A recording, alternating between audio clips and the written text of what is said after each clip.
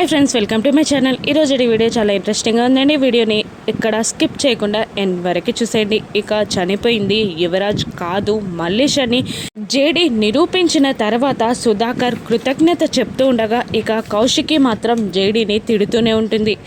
అయినా నేను నిన్ను వదలను జేడి, ఎందుకంటే అనవసరంగా నా తమ్మునిపై అబండాలు వేసి మరీ నా తమ్ముడిని అరెస్ట్ చేసావు, చిత్రహింసలు పెట్టావు, కోర్టులో సబ్మిట్ చేయకుండా ఆటలాడావు. నా తమ్ముణ్ణి నేను కళ్ళారా చూసే వరకు నేను నిన్ను నమ్మలేను, నిన్ను వదిలిపెట్టాను అని కౌశికి జేడీని అంటూ ఉండగా అందుకు ధీటుగా జేడీ కూడా సమాధానం చెప్తూ ఉంటుంది. కౌశికి గారు, గుడ్డి వాళ్ళకైనా ఏదైనా చెప్పొచ్చు, చూపించవచ్చు, కానీ కళ్ళుండి చెప్తే నమ్మని వాళ్ళకి ఏమీ చెప్పలేము. అయినా నిజాలు దానంతట అదే ఒక్కొక్కటిగా బయటపడతాయి.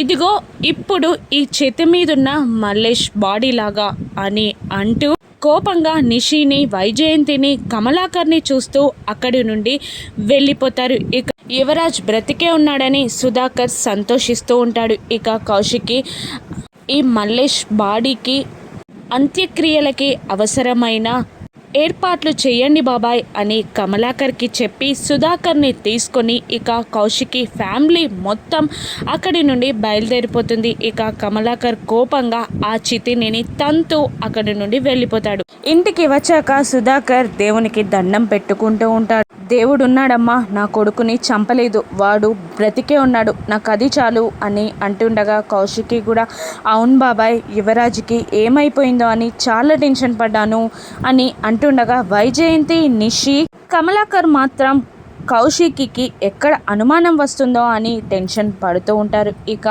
అప్పుడే దాత్రి కేదార్లు ఇంటికి వస్తూ ఉండగా బూచి ఇలా అనేస్తాడు, శ్మశానానికి కూడా రాకుండా ఎక్కడికి వెళ్ళారు సిస్టర్ అని అంటూ ఉండగా ఇక దాత్రి ఇలా అంటూ ఉంటుంది, మేము శ్మశానానికి వచ్చామన్నయ్య, కానీ మేము వచ్చే వరకే మీరు ఇక్కడికి వచ్చేసారంట, జరిగిందంతా తెలుసుకొని మేము కూడా డైరెక్ట్గా ఇంటికి వచ్చేసాం అని దాత్రి కవర్ చేస్తూ మాట్లాడుతూ ఉంటుంది. అవునా అని అంటూ ఉంటాడు బూచి.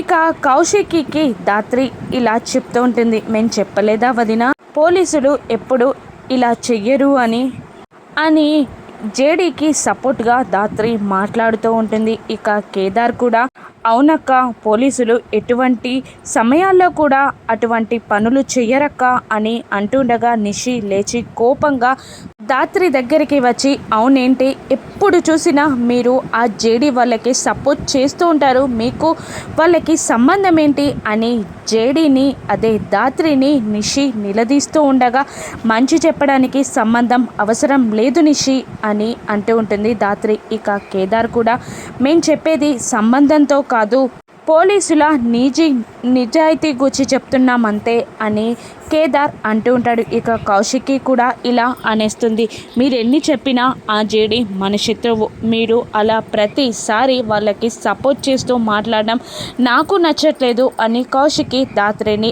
అంటూ ఉంటుంది. వదినా, ఒక్కొక్కటిగా నిజాలు వాతంతట అవే బయటపడతాయి, ఇప్పుడు యువరాజ్ బ్రతికి ఉన్నట్టే అని అంటూ ఉంటుంది దాత్రి. ఇంకా నిషి కోపంగా ఇలా అంటుంటుంది, అనవసరంగా మా ఆయన్ని అరెస్ట్ చేశాడు, చిత్రహింసలు పెట్టారు, ఇక చనిపోయారని చెప్పారు, కానీ నువ్వు అయినా వాళ్ళకే సపోర్ట్ చేస్తున్నావా అని అంటూ ఉండగా ఇక అవును నిషి, నువ్వు అన్నీ తెలిసినట్టే మాట్లాడుతున్నావు, నేను ఒక్క డౌట్ అడగనా నిన్ను, నువ్వు సమాధానం చెప్తావా అని దాత్రి అంటూ ఉండగా ఏంటో అడుగు అని నిషి అంటూ ఉంటుంది. ఇక అప్పుడే సాధు సార్ నుండి కాల్ వస్తూ ఉంటుంది కేదార్కి. ఇక సైలెంట్లో పెడతాడు కేదార్. ఇక దాత్రి ఇలా అడుగుతూ ఉంటుంది నిషిని, ఆ పొదల్లో పడున్న ఆ మల్లేష్ అనే శవానికి యువరాజ్ షర్ట్ కానీ, రింగ్ కానీ, షూ కానీ, టీషర్ట్ కానీ ఎలా వచ్చాయంటావు అని దాత్రి అంటూ ఉండగా నిషి, కమలాకర్, వైజయంతి టెన్షన్ పడుతూ ఉంటారు. ఇంకా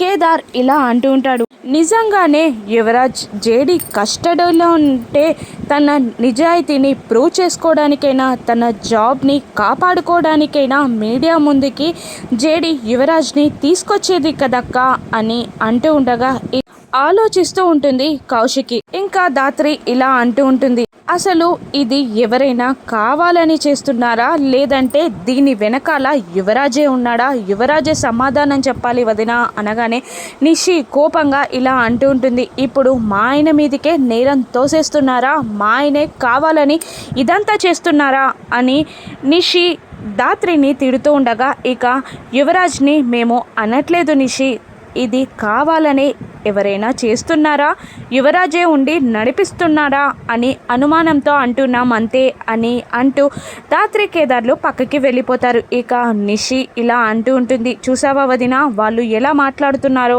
అని నిషి అంటుండగా కమలాకర్ కౌశికి దగ్గరికి వచ్చి కూర్చొని వాళ్ళ మాటలని పట్టించుకోకు, ఇప్పుడే ఇలా మాట్లాడారంటే మీడియా ముందు ఇంకెలా మాట్లాడతారో, ఇక మీడియా ముందు మన కుటుంబాన్ని రచ్చ చేస్తారేమో అని అంటూ ఉంటాడు కమలాకర్. ఇక మళ్ళీ వైజయంతి కూడా ఏంటమ్మి నువ్వేం మాట్లాడట్లేదు అని అంటుండగా, ఇక ఆలోచనలో ఉన్న కౌశికి వీళ్ళ మాటలని పట్టించుకోదు. ఇక సురేష్ దగ్గరికి వచ్చి కూర్చొని కౌశికి మీద చెయ్యి వేయగానే ఉలిక్కి పడుతుంది.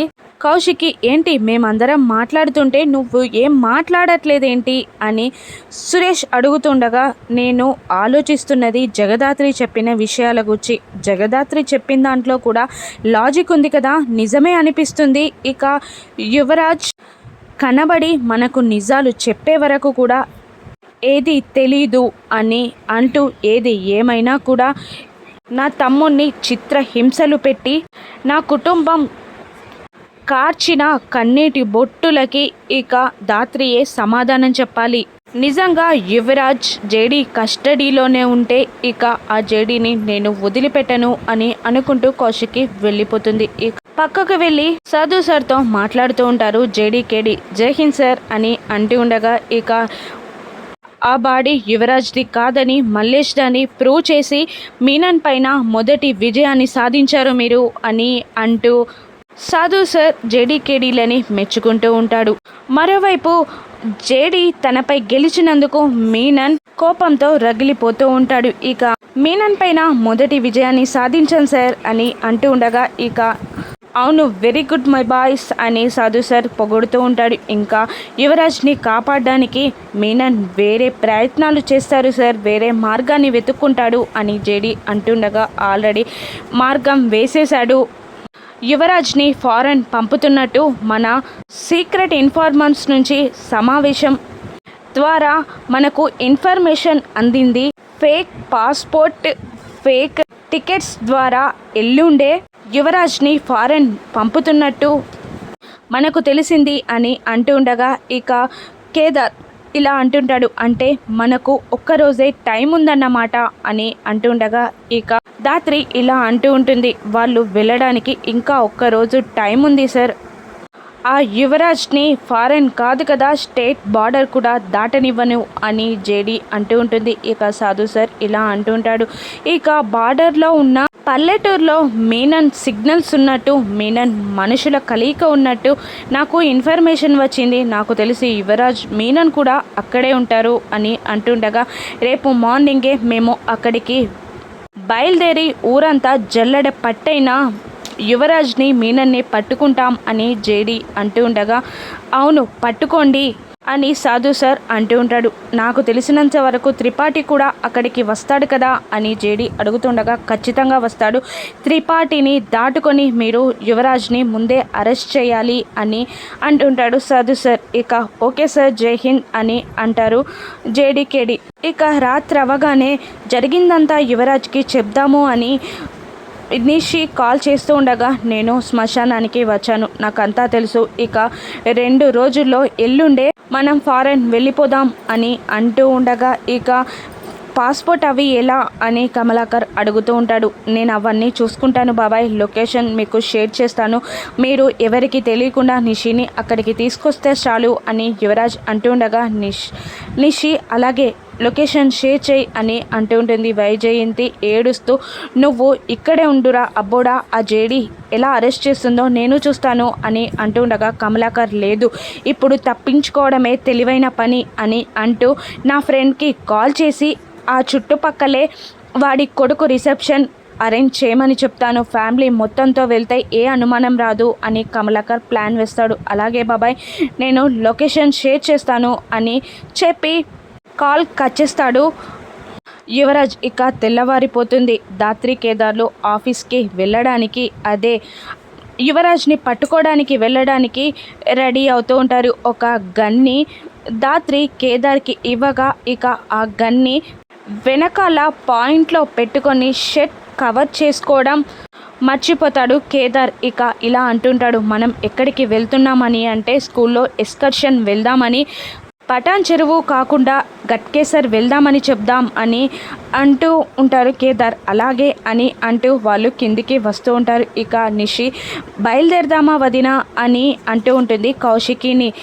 దాత్రి వాళ్ళు కూడా రానివ్వు అని అంటుండగా నిషి గొడవ చేస్తూ ఉంటుంది. వాళ్ళు ఏమైనా మన ఫ్యామిలీయా, మనకు అవసరం లేదు అని నిషి అంటుండగా కమలాకర్ కూడా నిషికి సపోర్ట్ చేస్తూ వాళ్ళ బాధలేదో వాళ్ళు పడతారు, మనం వెళ్దాం పదా అని అంటుండగా అదిగో వాళ్ళు వస్తున్నారు అని అంటూ ఉంటుంది కౌశికి. ఇక అప్పుడే కేదార్ దాత్రి కిందికి దిగి వస్తూ ఉంటారు. ఇక నిషి ఇలా అంటుంటుంది, మేము ఒక చిన్న ఫంక్షన్కి వెళ్తున్నాం, మీరు ఇంట్లోనే ఉండండి అని నిషి అంటుండగా ఇక కేదార్, మాకు స్కూల్లో ఎక్స్కర్షన్ ఉంది, అక్కడికి వెళ్తున్నాం, బహుశా రాత్రికి రాలేకపోవచ్చు అని అంటుండగా వైజయంతి, అదే బెటర్లే అబ్బి, నీకు ఇష్టం ఉన్నప్పుడు రా, ఇక మేం కూడా రాత్రికి రాంలే అని అంటుంటుంది వైజయంతి. ఇక కమలాకర్ అనుమానంగా ఎక్కడికి వెళ్తున్నారు అని అనగానే దాత్రి గట్కేసర్ అని అంటూ మీరెక్కడికి వెళ్తున్నారు అని అడుగుతూ ఉంటుంది. ఎల్బీ నగర్ సరౌండింగ్స్ అని కమలాకర్ అంటూ ఉంటారు. ఇక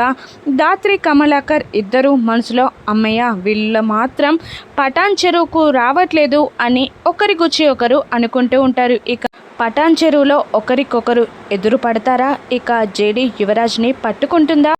యువరాజ్ మీనన్ జేడీకి దొరుకుతారా? రాను ఎపిసోడ్స్లో చూద్దాం. Thank you for watching.